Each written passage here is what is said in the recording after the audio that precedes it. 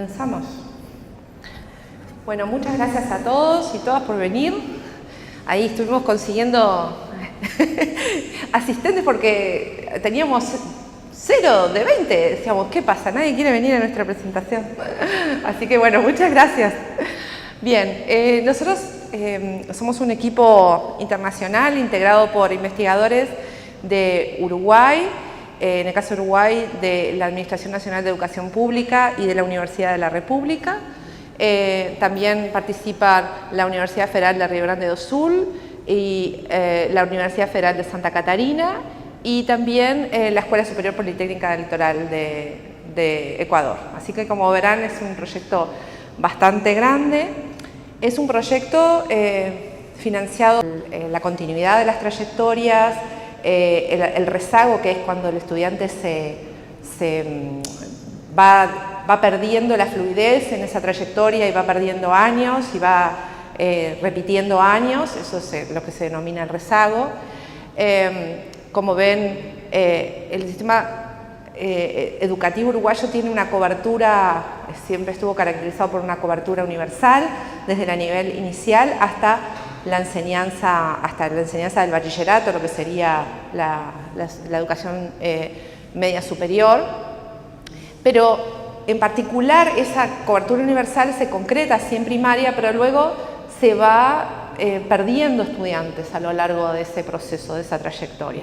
Y ese es un problema que estamos experimentando a nivel país y que nos tiene profundamente preocupados.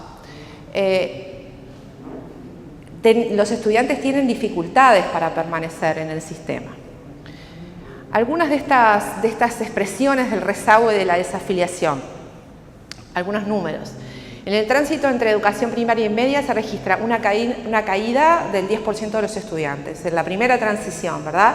De cuando pasan, los chicos pasan a los 12 años, salen de primaria y van a secundaria. Ahí se da una primera caída de un 10% de los estudiantes. A los 13 años ya un 26% tiene un rezago y el 3% ya abandonó el sistema. O sea, son estudiantes que ya ingresan a secundaria con lo que se denomina extraedad, o sea, están con una edad superior a lo que se espera para la cohorte.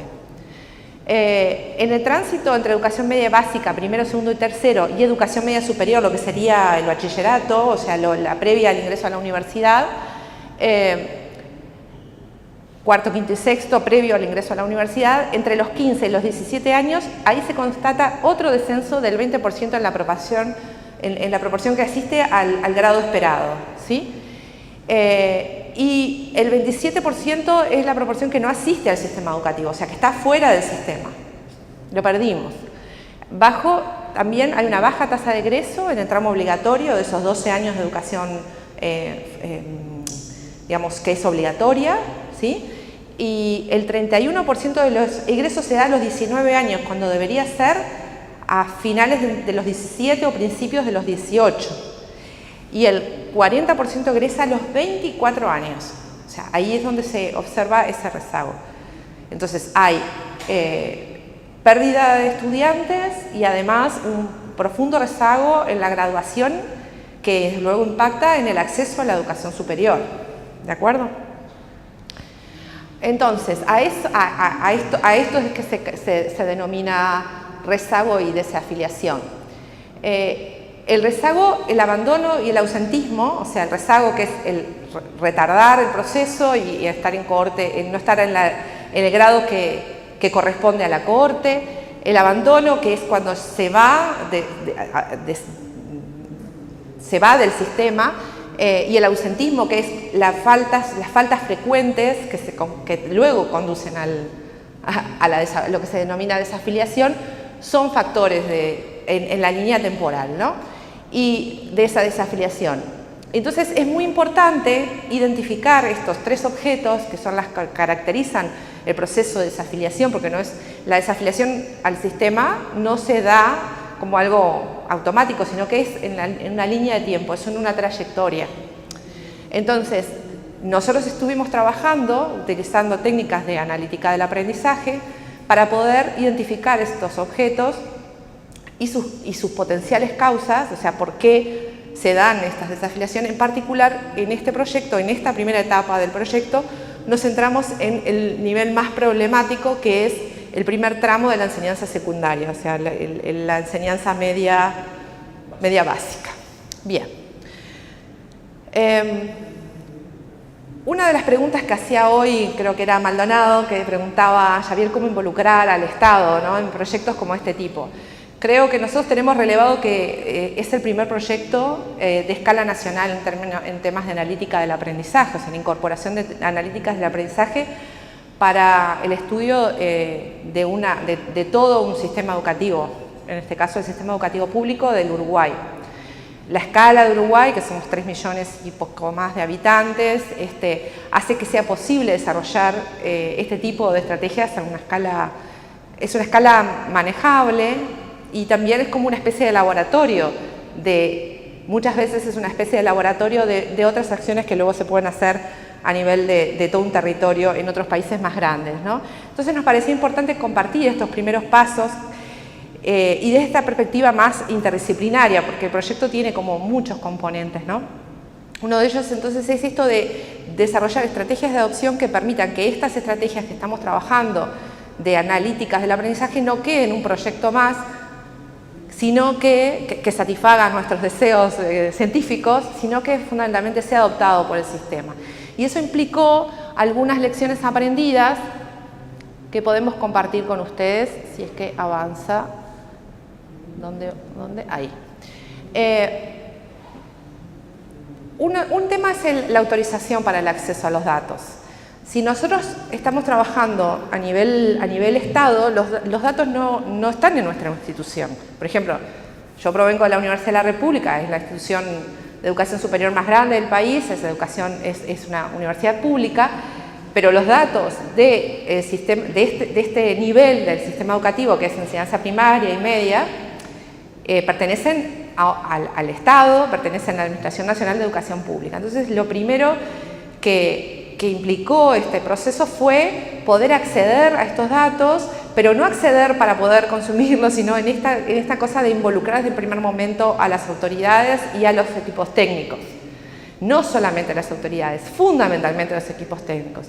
Y lo bueno fue que realmente logramos, y acá hay un ejemplo que está Guillermo, que luego va a presentarles el trabajo que él hizo desde la Administración Nacional de Educación Pública, que inicialmente no estaba involucrada como actor principal del proyecto y se fue convirtiendo en un actor principal, en cómo trabajar integrados los equipos técnicos y los equipos de investigación. Además, el trabajo conjunto y articulado permite ir venciendo las desconfianzas, porque los datos son poder, por un lado. Los datos son poder. Los datos no nos pertenecen, son datos personales, son de los estudiantes, son de menores de edad en este caso. Entonces, hace muy bien la administración en resguardar esos datos personales y garantizar que quienes los vayan a utilizar con fines de investigación sean en un marco ético y legal, y garantizar que eso sea de ese modo, porque muchas veces pasa que por intereses científicos se utilizan algo y luego ¿no? hay que seguir determinadas reglas que también fueron parte de la investigación que hicimos nosotros, que es generar protocolos éticos y legales para el manejo de datos personales. Además, otra de las cosas que fue muy importante es que el trabajar con los equipos técnicos nos permitió negociar los objetivos del proyecto. Nosotros, como investigadores de fuera del sistema, si bien estamos muy involucrados en la educación del Uruguay, las perspectivas que se tienen ya los equipos técnicos que vienen haciendo seguimiento de trayectorias, por ejemplo, o que vienen haciendo un enorme trabajo en desarrollo de sistemas para eso, es como, si venís de afuera, ¿cómo haces para que eso se integre y que realmente pueda tener un impacto a nivel social, educativo, ¿no? Entonces, ahí otra de las lecciones aprendidas es trabajar, negociar los objetivos iniciales como tú los planteaste como investigador, para que realmente puedan conectar con eso que ya se viene desarrollando, ¿no? Y entonces ahí una de las cosas fundamentales fue eso de cómo se negoció, se cambió el enfoque para que conectara con lo que ya se venía trabajando.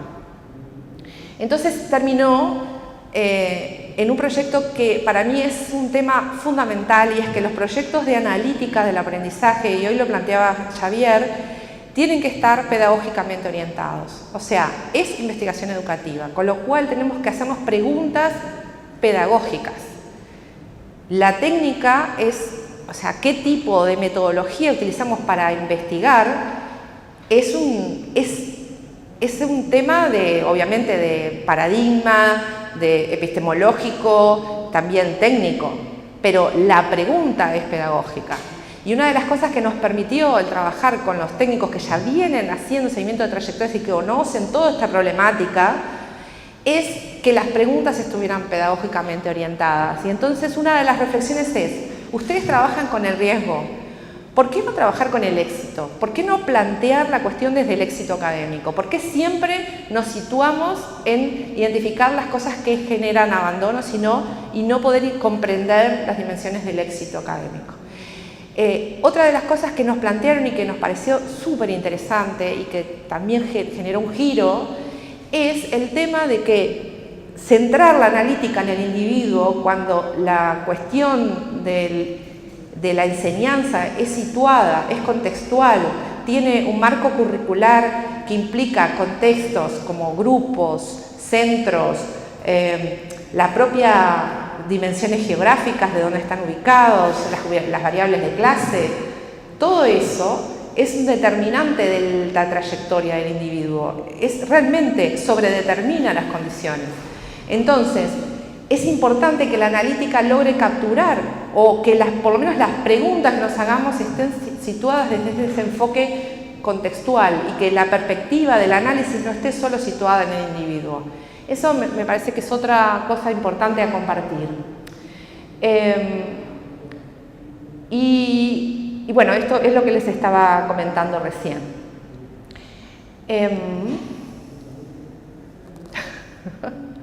No sé dónde tengo que dirigir la cosa. Allá. Ahí. Aspectos éticos y legales, y ya voy terminando mi parte.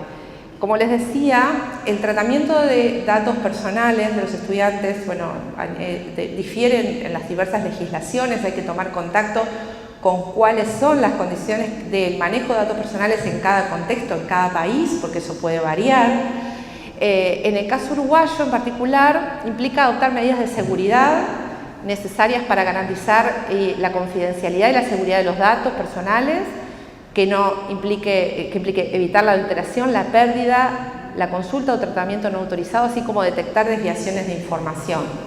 Por otro lado, también eso implicó alojar los datos en servidores dentro del territorio uruguayo, evitando la transferencia transfronteriza, ¿no? Nosotros éramos un equipo de investigación internacional y cómo trabajábamos para poder manejarlos con datos personales en el marco de la ley uruguaya que impide ese tránsito. Y en general la mayor parte de la legislación impide el tránsito transfronterizo de datos personales. Y después también lo que te obliga la ley, que es a suprimir todos esos datos posteriormente en la investigación. También es importante en el proceso de que la ANEP, la Administración Nacional de Educación Pública, otorgó los permisos para el acceso a la base de datos, lo hizo a nombre, en mi caso mío, que soy la responsable del proyecto. O sea, los datos me los entregan a mí como investigadora principal, a la institución a la que pertenezco, y con determinadas restricciones. Por ejemplo, restricciones de confidencialidad. Y ahí también hay una cuestión de la negociación de cómo haces para comunicar resultados científicos en contextos donde requieres confidencialidad, y hoy era un poco la pregunta que hacía Maldonado, ¿no? ¿Qué cosas puede determinar el Estado? El Estado te puede decir, o alguien que preguntaba sobre la cuestión de la devolución a los estudiantes. Nosotros habíamos pensado una herramienta que implicara que todos los actores del sistema, desde las autoridades hasta el estudiante, pudieran consultarlo. Y eso no nos lo permitieron. Hasta ahora solamente van a poder acceder las autoridades y los equipos técnicos. Estas son cosas que se deben negociar. No es tan simple, porque es, como les decía, los datos son poder y la información que se genera también es poder. Y entonces es muy filoso divulgar a nivel público algunas cosas. Entonces hay que tener mucho cuidado también en cómo proteges esa información y los resultados, pero a la vez cómo comunicas los resultados científicos. Entonces, es todo un tema a considerar cuando trabajamos, ya no con datos de una clase, sino con una escala que ahora vamos a ver el volumen de personas que involucra. Y lo otro es que para eso entonces fue necesario instalar un servidor para acceso a banco de datos y la realización de los experimentos de manera remota. Inicialmente entonces el servidor fue instalado en la Universidad de la República y la base de datos fue anonimizada. Ahora doy paso a Guillermo Edling, que es del equipo también, de la parte de ANEP, que fue el que trabajó en todo el tema de justamente de este procesamiento de las bases de datos.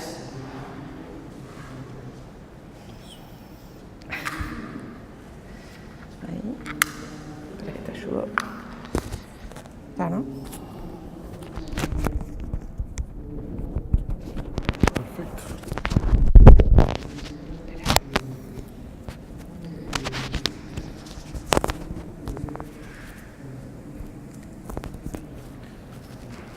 Hola, buenos días.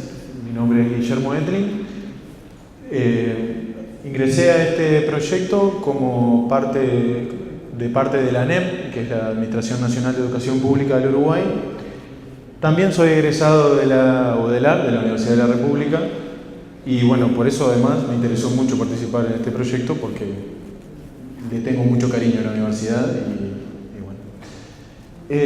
Con respecto a las bases de datos utilizadas en el proyecto, tenemos el problema de que si bien Uruguay es chiquito y uno pensaría que es simple, la ANEP está dividida, por lo menos en lo que respecta a los datos que necesitamos para el proyecto, en 3 consejos de educación distintos. El Consejo de Educación Inicial y Primaria, que es el CEIP, el Consejo de Educación Secundaria, que es el CES, y el Consejo de Educación Técnico Profesional, que es el CETP.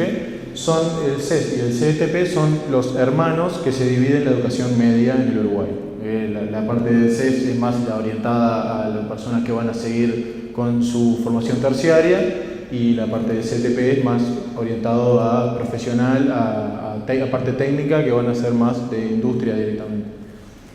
Y bueno, la particularidad que tiene esto es que cada uno de los subsistemas tiene sus propios equipos de técnicos, tiene sus propios programadores, sus propias necesidades porque tienen un consejo directivo distinto y entonces también la realidad es distinta y modelan los datos de forma distinta.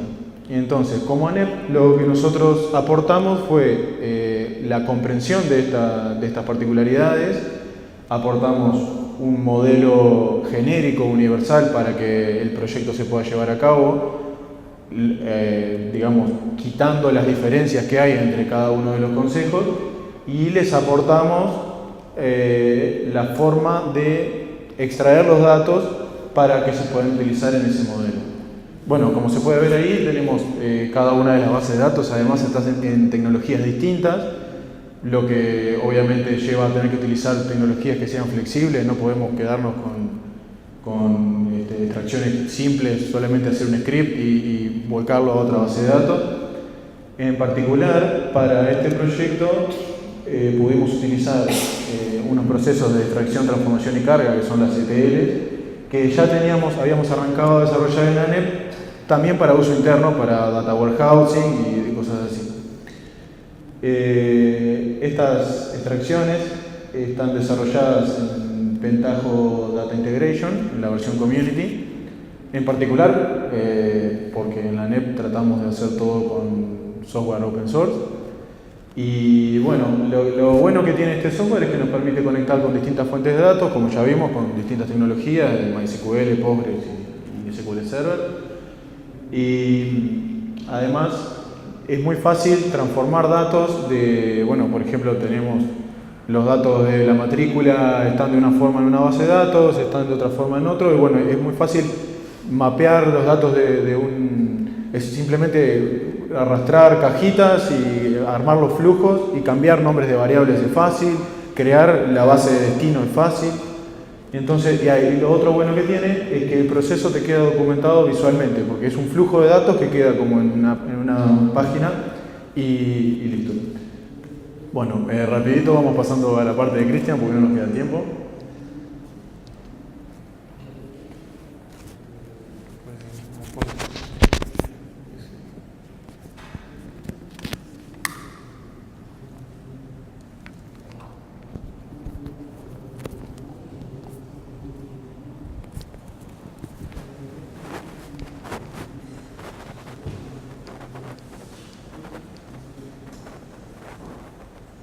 Bueno, buenos días. Mi nombre es Cristian. Yo trabajo en la Universidad Federal de Santa Catarina, en el sur de Brasil. Bueno, el proyecto nosotros un poco dividimos las tareas, ¿no? Y nuestra universidad se quedó a cargo de la parte de la minería de los datos y extracción de los patrones iniciales de conocimiento. Una de las cosas que se pasó es que nosotros tardamos mucho para lograr la base de datos, como comentó Virginia. Fueron 8 meses hasta que la base de datos llegara en nuestras manos, entonces fue un proceso bastante largo. Y luego nosotros no teníamos acceso directamente a la base de datos, necesitamos trabajar de manera remota, ¿no? Algunas de las preguntas que nosotros habíamos planteado en el comienzo, cuando enviamos la propuesta a la ANI, no estaban muy bien en acuerdo con lo que era de interés de ANEP. Entonces, el proceso de descubierta del conocimiento fue un poco exploratorio, es decir, estamos haciendo un poquito de un tipo de trabajo buscando conocimiento que no necesariamente era lo que deseaba el sector educativo de ANEP. A ver, estoy un poco perdido acá con... Es de abajo, sí, pero es que no está cambiando. A ver, no. Acá.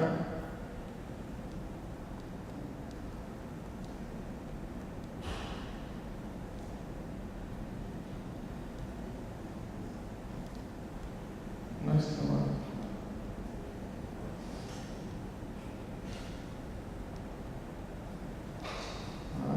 Casi.